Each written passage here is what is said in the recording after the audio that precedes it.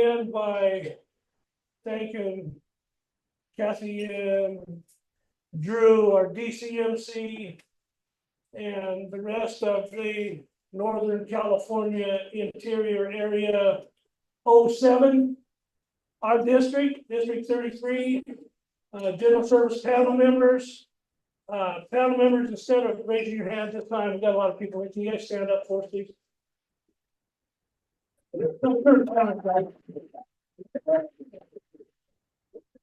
Thank you guys for your service, and thank you for hosting this workshop. This is course part 2. Everybody remember where we left off? Nope. Yeah.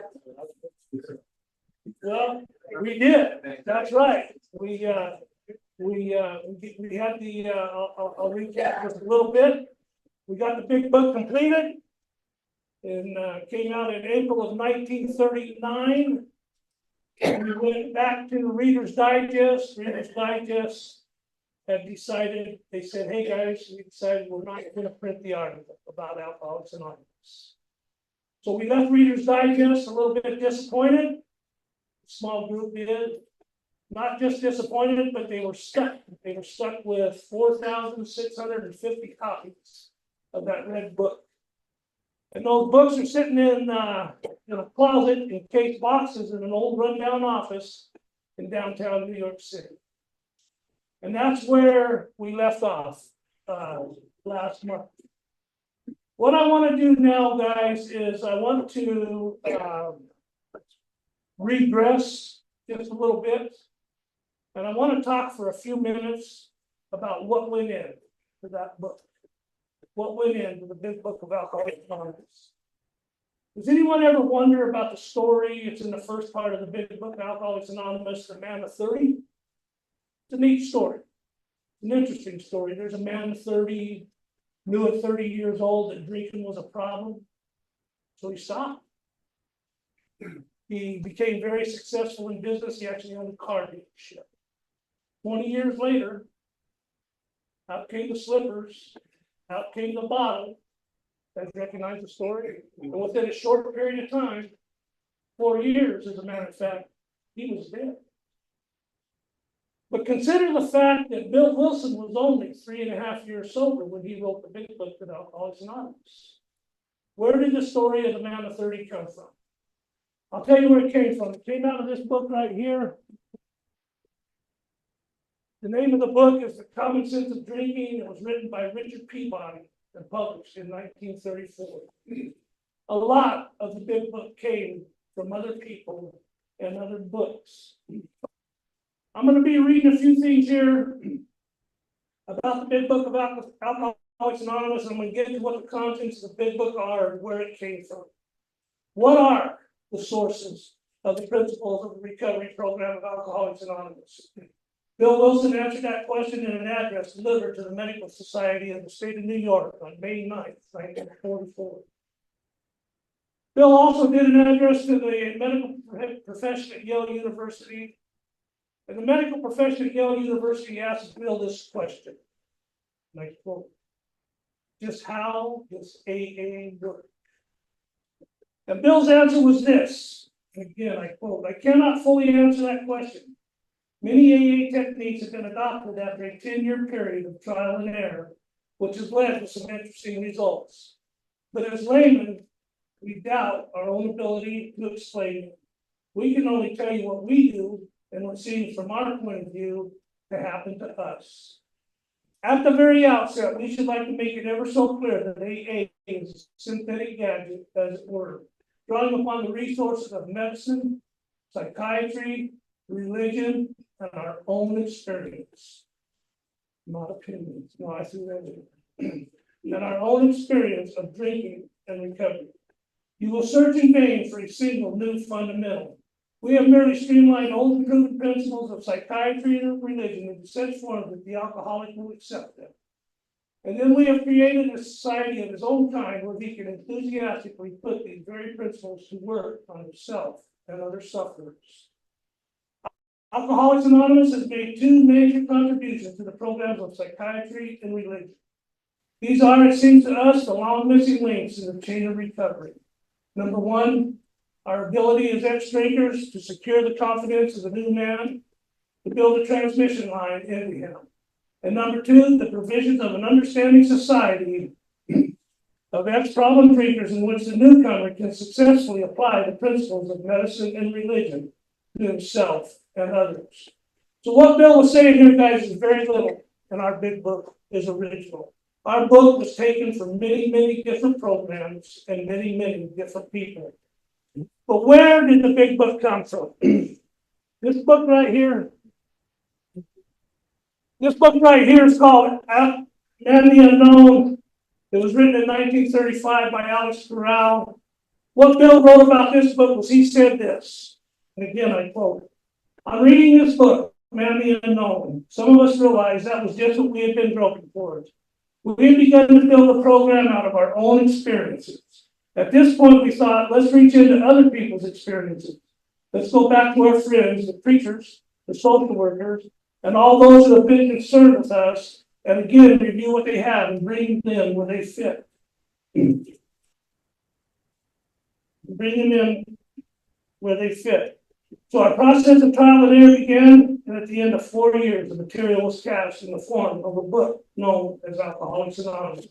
So the book Alcoholics Anonymous was actually cast out of Man the Unknown, written by Alex Corral in 1935.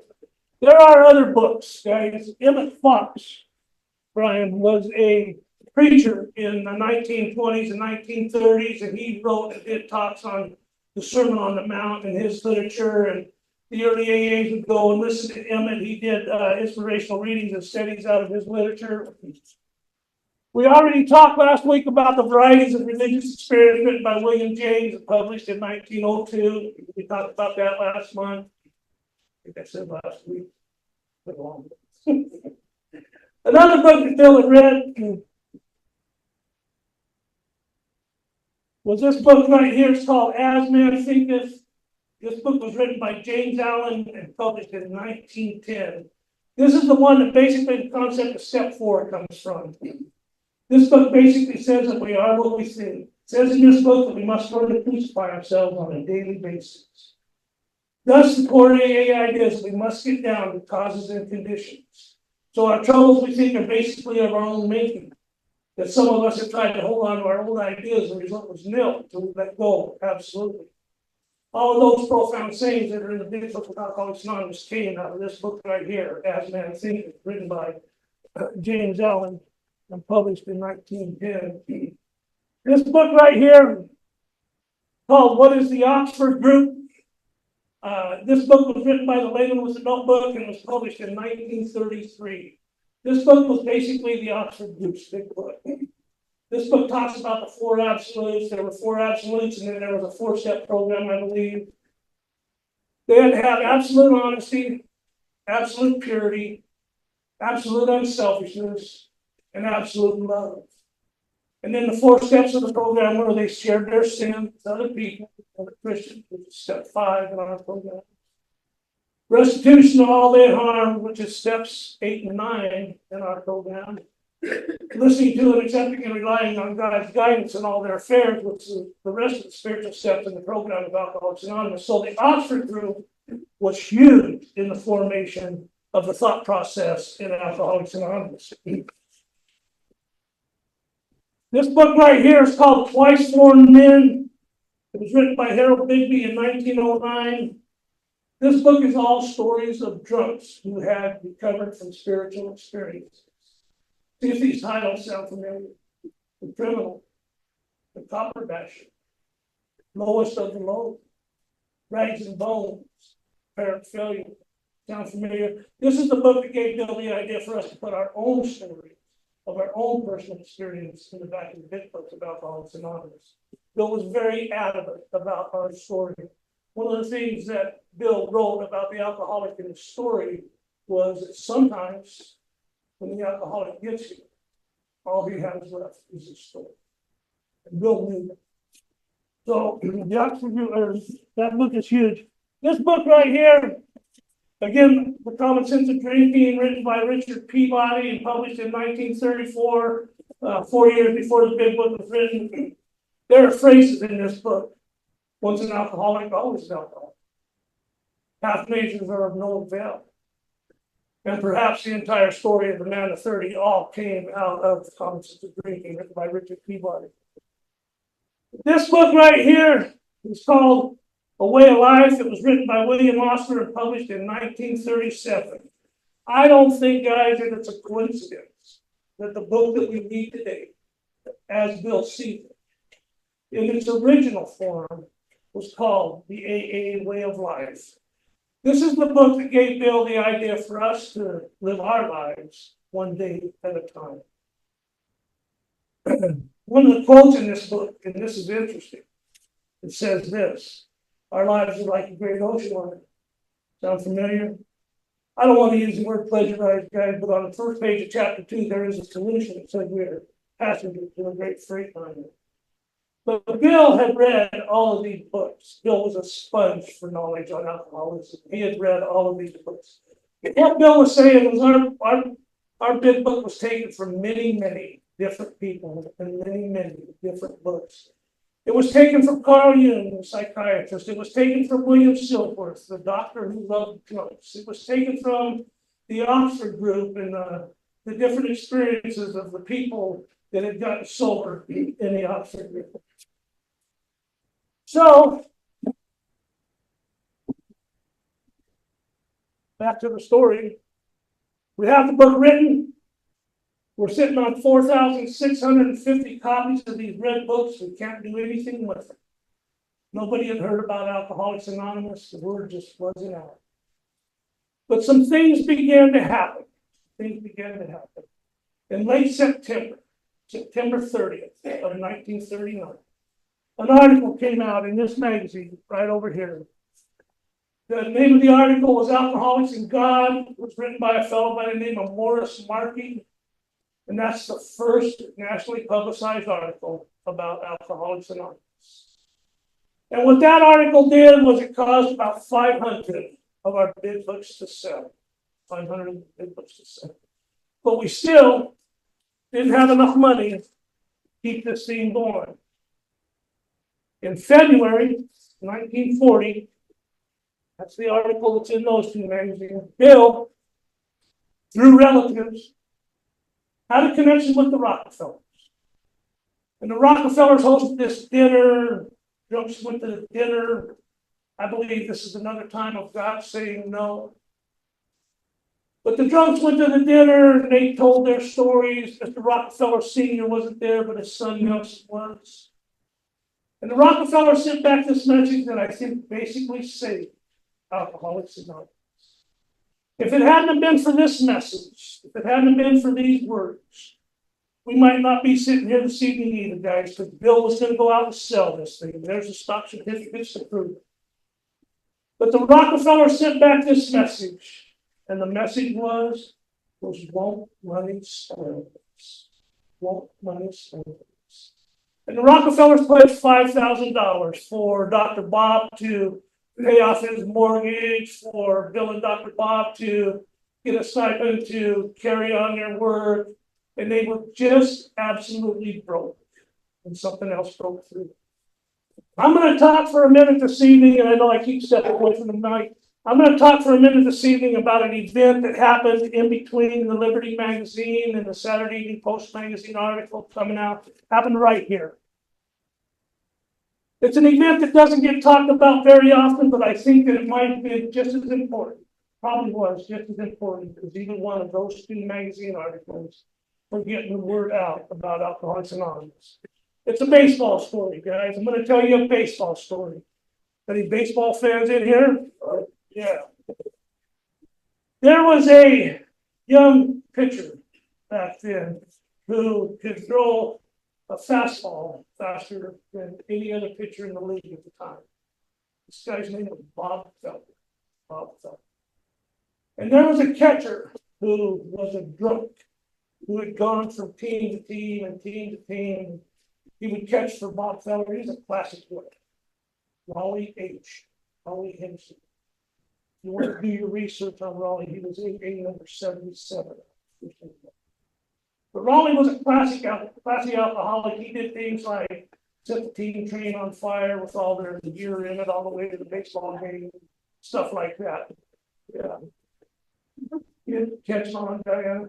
But anyway, Raleigh, the catcher that was a drunk, he just happened to be on the team in Cleveland when the young pitching phenomenon threw 2 no-hitters. And if you're the catcher that catches the pitcher that throws 2 no-hitters, you get a little bit of pressure yourself. And Raleigh caught those 2 games and was being interviewed by a group of sports reporters. And one of the sports reporters in the group said to Raleigh, he said, "Hey, Raleigh, something a little bit different about you. What is it?"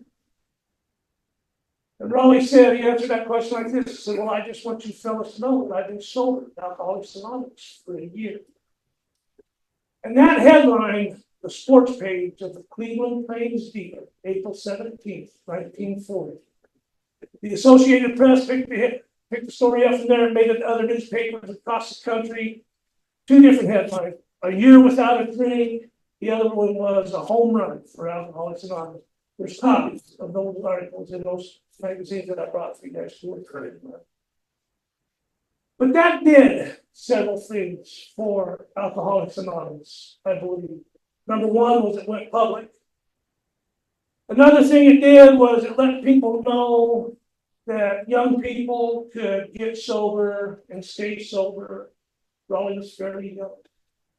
It let people know that successful people could get sober and stay sober. You didn't have to be a skidder and wino and had lost everything. Raleigh was a catcher for a professional baseball team.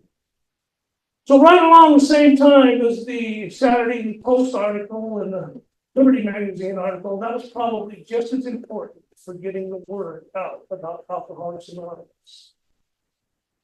And by the way, there was no tradition of anonymity back then for you old timers. So it was okay for Raleigh to do that. For you old timers that are going to argue with me about that after this meeting tonight, just say it. No, I'll argue with you. Jack Alexander was a journalist, a reporter for the Saturday Evening Post. And Jack Alexander's intent was that he was going to expose, write an expose. He was going to expose Alcoholics Anonymous as the fraud that he thought it was. And what happened was Jack Alexander went to Akron. He went to some meetings in Akron. He met the membership. Became acquainted with the work in Alcoholics Anonymous, the success of Alcoholics Anonymous, the big book of Alcoholics Anonymous. And he wrote an article. It came out in that magazine right over there, March 1st, Saturday Post, March 1st, 1941. And it was a glowing article, guys. It was about the big book of Alcoholics Anonymous. It was about the fellowship of Alcoholics Anonymous. It was about the success of Alcoholics Anonymous. And out of that article came 10,000 members of Alcoholics Anonymous. 10,000 members of Alcoholics Anonymous. And it was out of that article, according to Bill Wilson, that AA became a national pastor. And it was out of that article that AA exploded all over the country. Within just a few days, a few short days of that Saturday Evening Post article coming out, and I've never been in my research, I've never been able to tell that one event had anything to do with the other.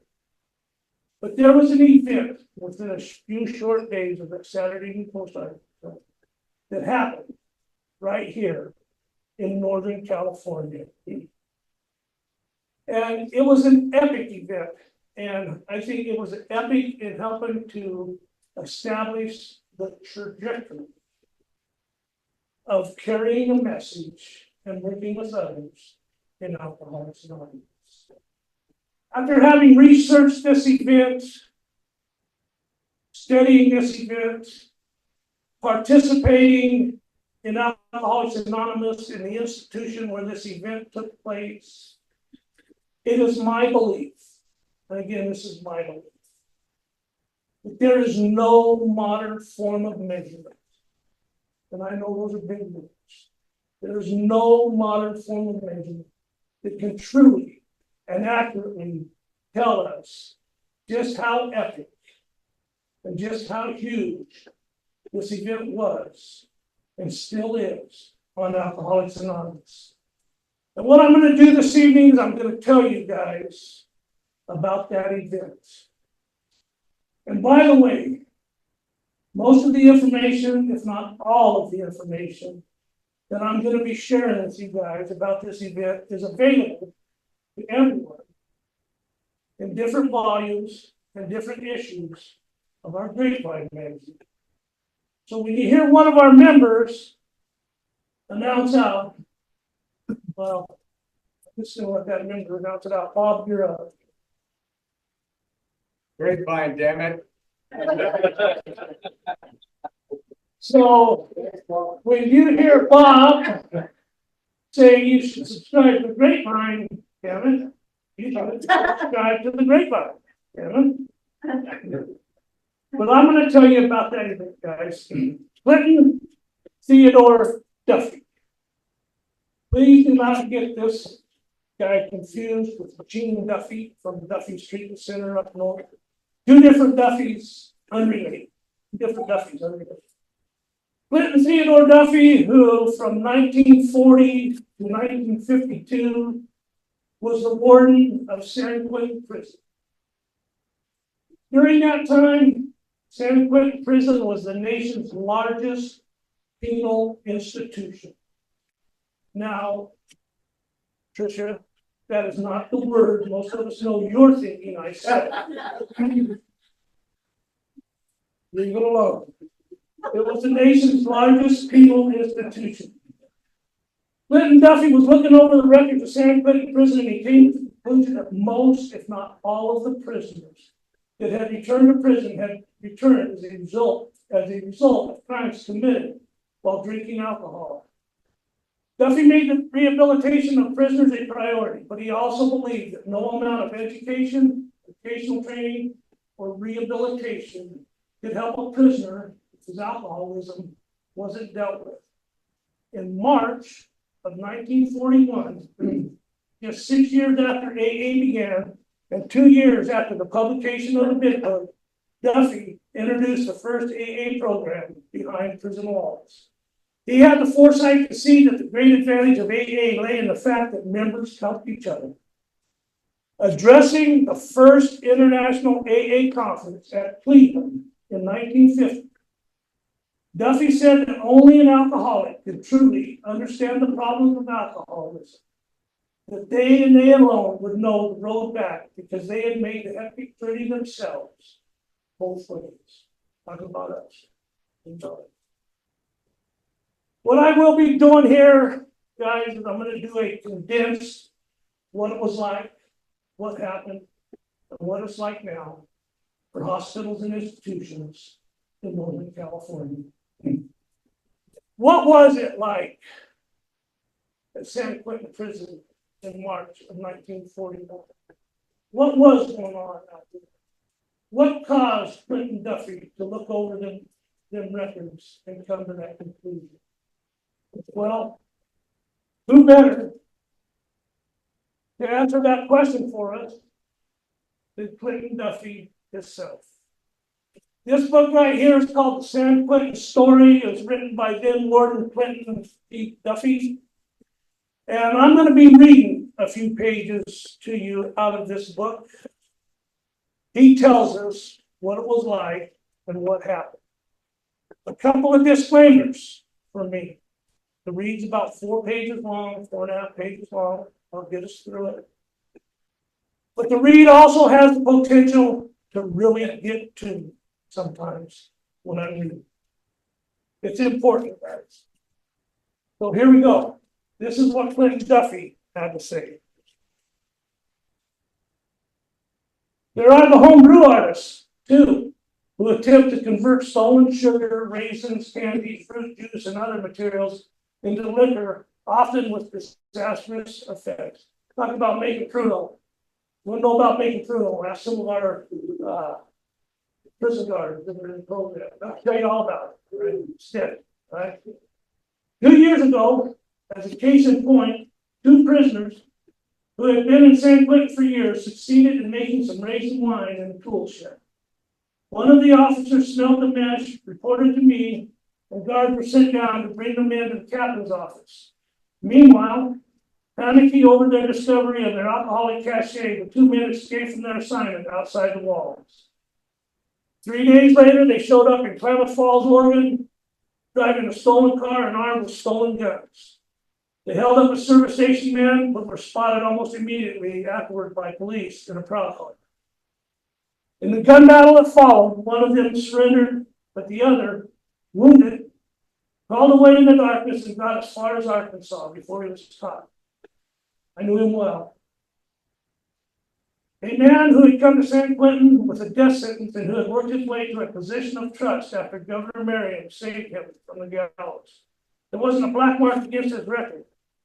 In more than 12 years, and he had been to harvest and forest camps 5 times without making a move to escape. What happened, Al? I asked him when he was brought back. Why did you do this? I don't know exactly what he said, for no reason at all. Just decided I had to have a drink.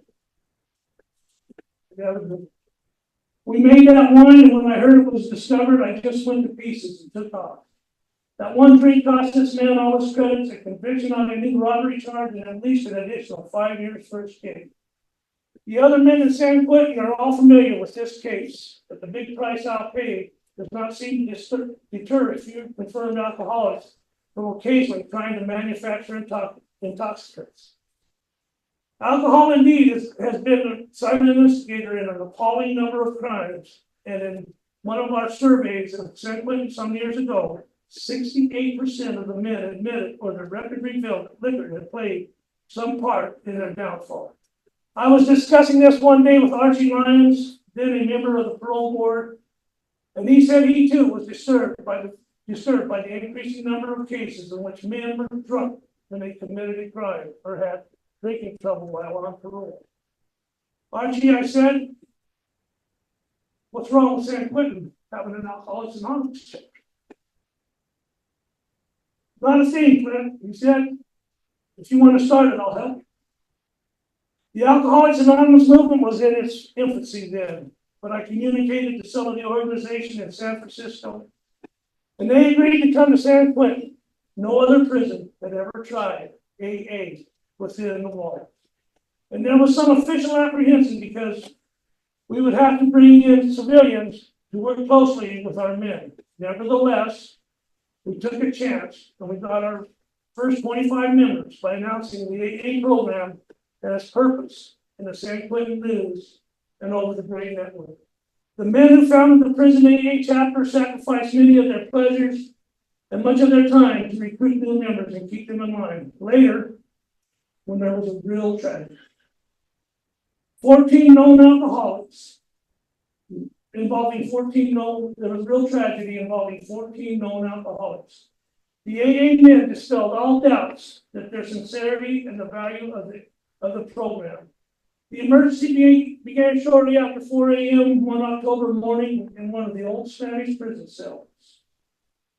An officer, hearing someone crying for help, found inmate Joseph Davis buckled up on the floor of his cell. He was gasping for breath and seemed to be in great pain, but there was no evidence of any injury. At almost the same hour in the North Block, guards on the night shift found 2 other men, John Genesee and Robert Henderson, writhing in agony. All 3 were taken to the hospital, and before dawn were joined by 4 others. The first 3 couldn't talk the horn, but the others admitted they had all been drinking the fluid used in our duplicating machine.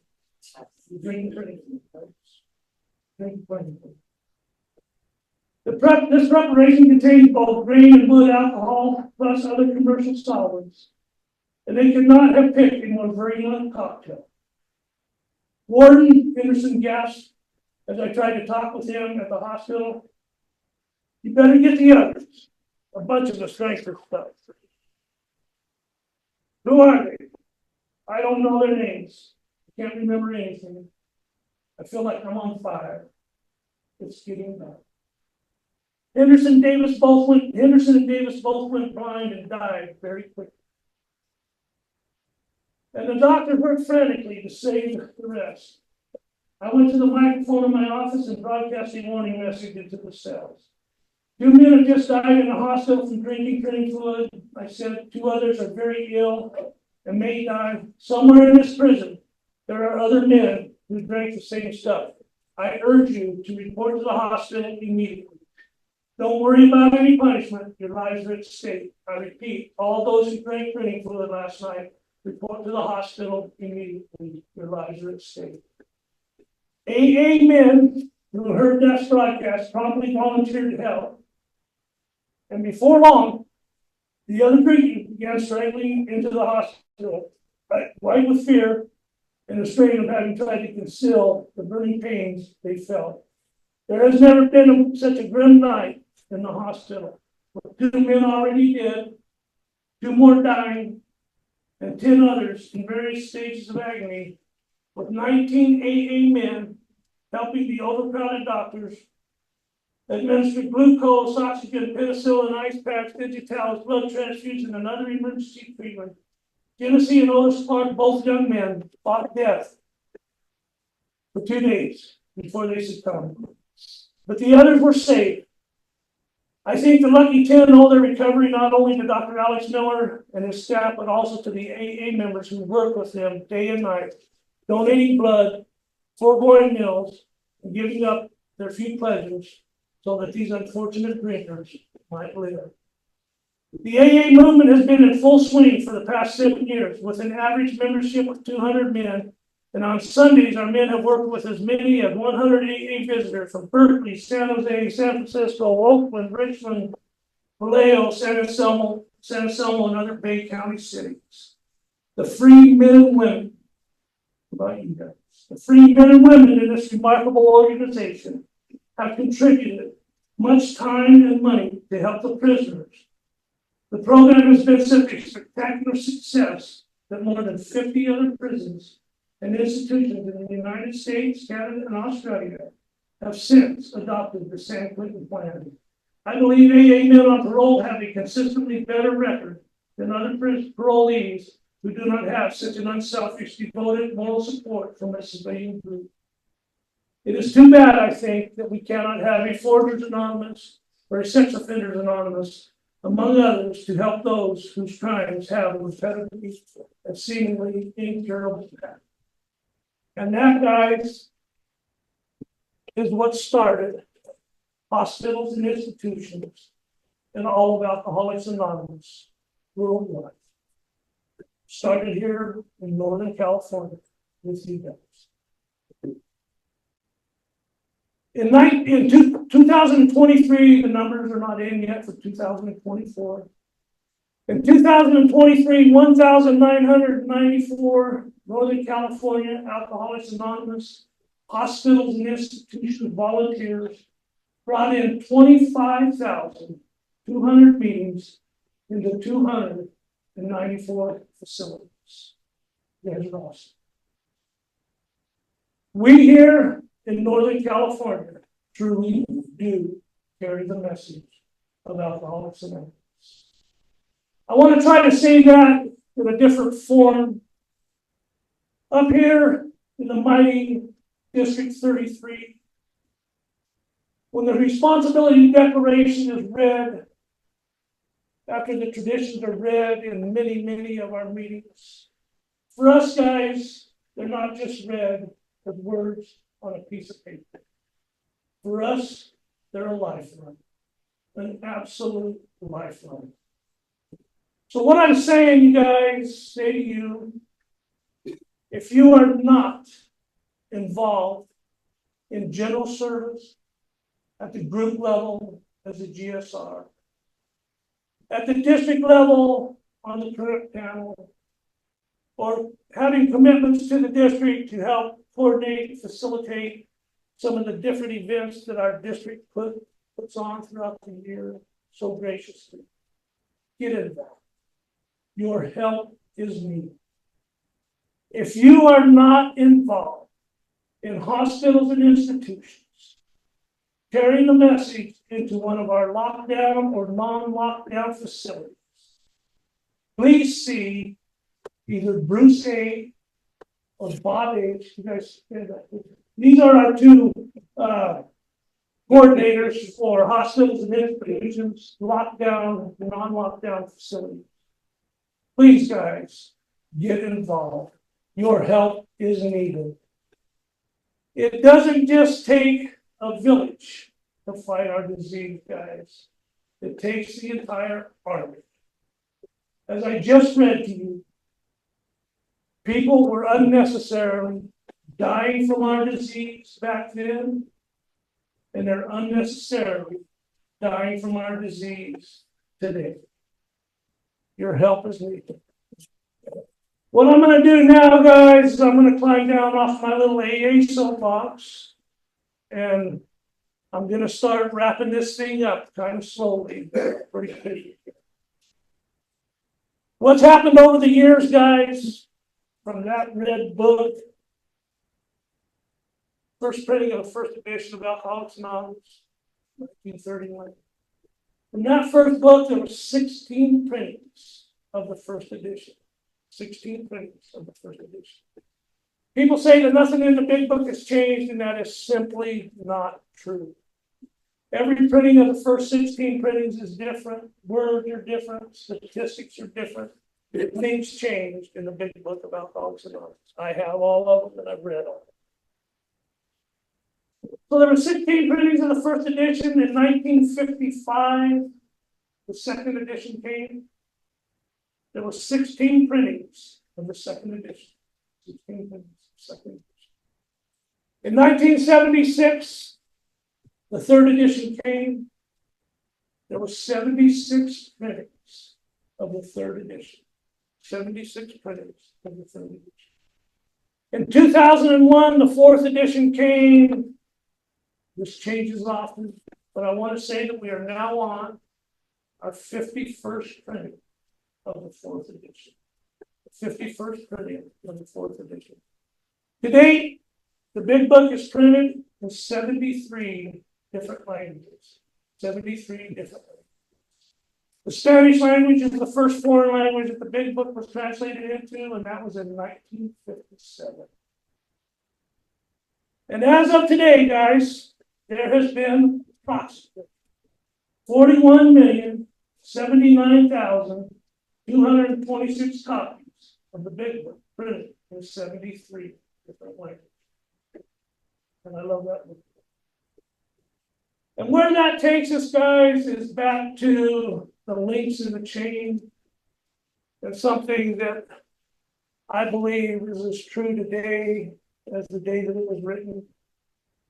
Ann Smith, Dr. Bob's wife, has a quote handwritten on the front page of her diary, of her journal. And it's a quote by Carl Sandburg. And what that quote says is, whenever any civilization or society perishes, there is always one condition present: they forgot where they came from. And I believe that that is as true today as the day that it was written. After having done the work, my work in Alcoholics Anonymous, collecting archives, studying the history of Alcoholics Anonymous, doing my research, I don't think, guys, that we're all that much different than the Washingtonians who simply lost their way. I think we have more experience, and our experience has taught us.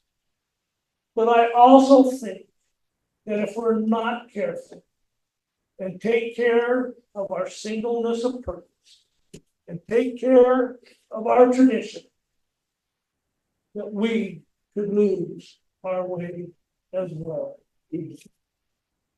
I would like to close with something, and I'm going to leave us some time to come up and look at some of the stuff after the meeting. I would like to close with something that really doesn't have anything to do with Alcoholics Anonymous.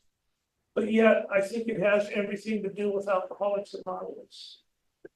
In one of the archival magazines that I've collected, there's an interview with a prize fighter of the time, Jack Dempsey. And again, this doesn't have anything to do with Alcoholics Anonymous, and yet I think it has everything. Jack Dempsey's getting ready to get in the ring for a title fight. He's being interviewed by a sports reporter.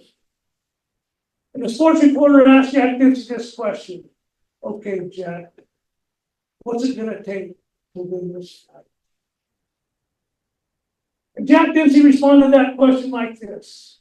He said, when we get to this level, and I relate that to us in Alcoholics Anonymous, when we get to this level, and we're in a, he said, we all have pretty much equal ability.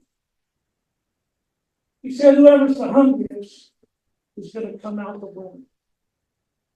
So my prayer and my hope for us that are here today, live on the Zoom call, my prayer and my hope for us is, if you're not hungry, you get hungry.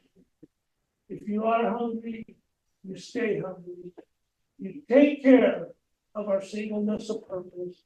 You take care of our traditions, and you pass this thing on. Again, I would like to thank Kathy M., our Fourth Monday workshop coordinator. I'd like to thank again the Northern California Interior Area 07 District 33 panel for hosting this workshop this month and last month. Guys, it's been a great honor for me to do this, a great honor. And I would like to thank all of you guys for coming here live. I'd like to thank the people that are attending on the Zoom meeting. I have some friends. I can't see any of you. I have some friends from Santa Clarita. I know are there, from the Recovery Central and Tracy that I know are there. You guys, thank you, all of you, for coming. And where, guys, did the links of the chain end up? And we'll just close it with this. And you guys that have this memorized are welcome to say all of this right along with it. You ready? It started in the 1840s with the Washingtonians. It went to 1895 to Sam Hadley. From Sam Hadley, it went to William James, a psychiatrist who wrote the book. From William James, the message went to Frank Buckman, Sam Shoemaker, the Oxford group. It went to Harrison Hadley, went down to the Bowery in New York, the Calvary Mission.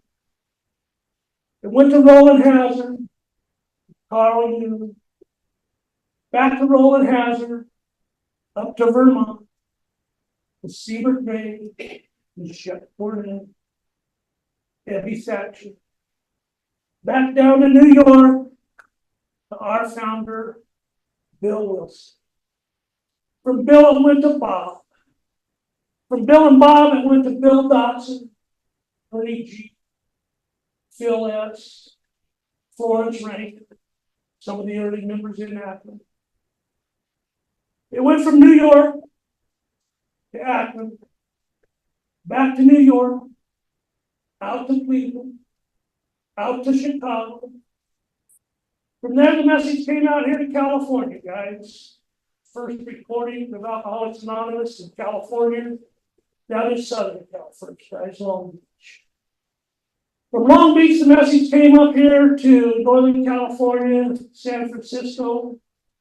The first shadow of Alcoholics Anonymous in San Francisco fell on the home of Mrs. Elfrida Warren in the fall of 1938 in the Upper Fillmore District. And from there, I went to meetings all over San Francisco, the outlying Bay Area counties. It went behind the walls of San Quentin Prison, starting from hospitals and institutions, and all Alcoholics Anonymous. Message came up here to the Gold Country guys and the founding of the Northern California Interior Area, '07. Came to our district, the mighty District 33. It came to the starting of the Alano Club, the founding of the Alano Club in 1983, those meetings. Came to the starting of the Willow Springs Fellowship and those meetings. And all those links in the chain of recovery from alcoholism. Got up this morning, Monday morning, July 22nd, 2024. And we all came trudging the road of happy destiny up here to the Sonora Alano Club, Village Drive, Sonora, California. And we came into this meeting an hour ago. And we took our seats and we joined the meeting on the Zoom call. And every one of us in this meeting this evening, live and on the Zoom call, is a miracle, an absolute miracle in the chain of recovery. And we are all connected from here to way back there. And we are all one. Alcoholics Anonymous. God bless you.